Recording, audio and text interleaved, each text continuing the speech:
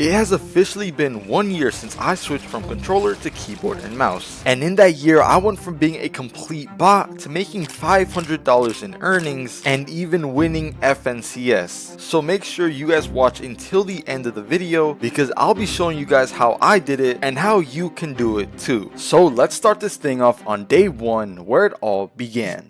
My very first day playing on keyboard and mouse was back in 2018, where I would only play for a few hours until I would completely quit, because the next time I would touch a keyboard and mouse would be in November of 2022, exactly 4 years later, and this time I would practice keyboard and mouse for around 40 days, until once again I would quit and go back to controller. But something really good did end up coming out of this. You see, while I was playing controller, I ended up getting pretty good and started placing in tournaments, racking up a total of $1,550 in competitive earnings. But deep down, I knew if I wanted to get to that next level, I was going to need a switch to keyboard and mouse. So for like the 5th time, I made the switch. And thankfully, I didn't quit because as you'll see in this video, I ended up going crazy. And going into my first tournament as an official keyboard and mouse player, I was pretty bad because unlike most people when they switch to keyboard and mouse, I didn't train at all. You see, I literally just hopped straight into a tournament my first day on keyboard after not playing it for months. So obviously we ended up doing horrible in the tournament, getting one of my worst placements, a top 7,000. But that is not why I'm telling you all this. You see, in this tournament I learned something about myself that would change the rest of my competitive career. I was a crazy sniper.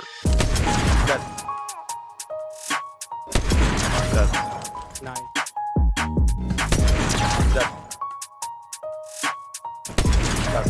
This was great because it gave me an advantage that I desperately needed. I say this because everything else apart from my sniping was horrible, complete trash. My aim was so bad I couldn't even finish the bodies that I sniped, and I could barely even do a 90. It was safe to say that I needed to start training, and this is where ExitLag comes into play, the sponsor of today's video. ExitLag is a server optimization tool that basically uses AI to connect you to the most optimal server, reducing lag and creating a better gaming experience. With ExitLag, I personally was able to go from 60 ping all the way down to 35, and all it took was one click of a button. And if you don't believe me, you can try it yourself by clicking the first link in the description or the pinned comment. Or if you're on a TV, you can scan this QR code right here. And once you do any of those options, you'll be brought to this screen where all you have to do is make an account, then pick which bundle you would like to purchase. Currently it's ExitLag's birthday, so they're offering a 50% discount on a full year, meaning you're getting ExitLag for 12 months but only paying 6. Now this is a birthday special, so get it while you can. And once you finish doing that, you'll head over to the download tab where you'll download the ExitLag client. Once you have ExitLag open, scroll through the 2,000 games that they have and find the game that you play. Then choose the region that you play on, and after that all you have to do is click apply routes, and that's it. Your game is now instantly stabilized and your ping is reduced. This is something I wish I had when I first started playing keyboard because it would have made the progress so much faster. So if you guys want to use ExitLag, just click the first link in the description, or if you're on a TV, you can use the QR code on screen. But unfortunately I didn't have ExitLag back then, so my progress was pretty slow until about 1 month after my first keyboard and mouse tournament, where I decided that I needed to lock in because FNCS was in 2 weeks and I was still trash. I did everything from aim training to pro scrims, hoping that that would make me good enough to prove myself in FNCS. But when game day came, we failed to qualify past round 2, meaning we only had 1 more week to qualify. And in that week, I would aim train and play ranked for hours. It was miserable, but in the end, it ended up being worth it because I ended up qualifying to my first FNCS finals. And it was all because of the skill I learned in my first tournament. You see, I knew my builds and edits weren't that great, and if we got into a mid-game fight, we would most likely die. So I made it a priority to always carry the sniper, allowing us to get free kills and storm surge damage without even coming close to a team.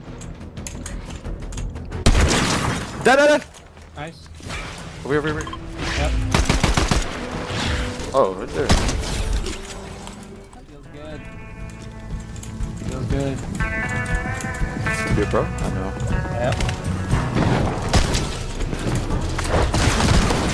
Kill him, kill him, kill him. Alright, okay. I guess. Oh, yeah. Grief. I mean, Let's go, bro! They didn't believe in us!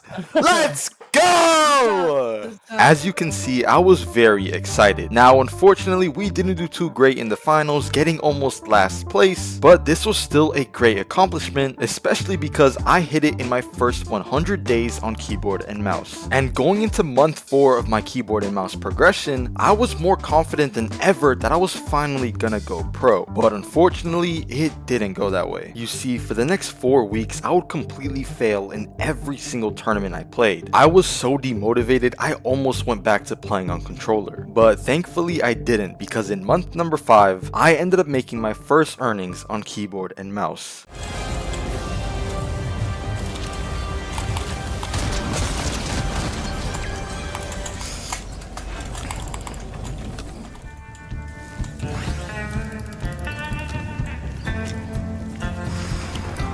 Please, Lord. Please, Lord. Let's go, bro!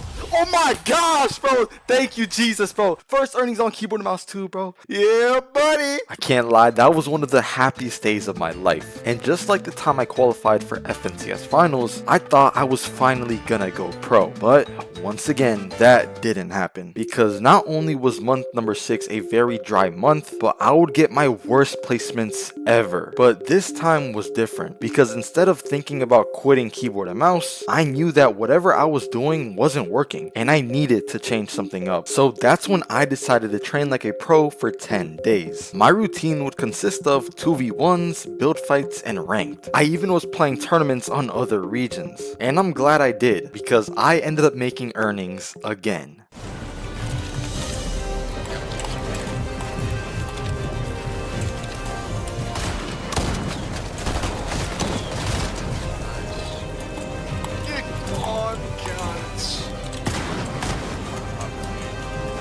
I was on 100 HP, that's why. Yeah, but I realistically want to walk out here and... Yeah, I mean, like... It was right there. I didn't even know.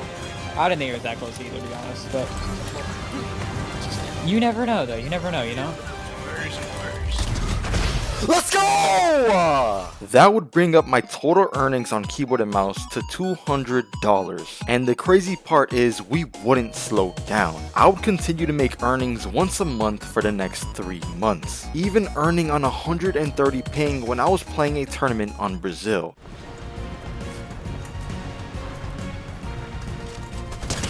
Let's go, baby! That's how we do it! Brazilian Fabiojit in the building! Brazilian Fabiojit in the building! Come on, baby! Let's go, brother! Let's go, baby! That was a great way to end Chapter 5 Season 4. And going into Chapter 2 OG, I started dominating in trios. You see, in this season, it would be top 33 to qualify to Trio Cash Cup Finals. And my placements this season would be top 44, top 45, another top 45, and finishing off the season with a top 57. And going into month number 10, Fortnite would announce that they would be taking away the Trio Cash Cups and replacing them with FNCS Divisional Cups. Division 1 being the best and Division 3 being the worst. So when I told you guys that I won FNCS in the intro, I wasn't lying. I was just talking about Division 3. And if I'm going to be completely honest, after I won Division 3, everything went downhill. You see, I would completely stop practicing and even start to skip major tournaments, meaning months 11 and 12 were failures. But I don't want to end the video off on a bad note, so I'm gonna tell you guys about months 13 and 14, because I ended up getting top 10 in a solo cash cup and qualifying to Division 1. So if you guys want to watch that, they're on the screen right now.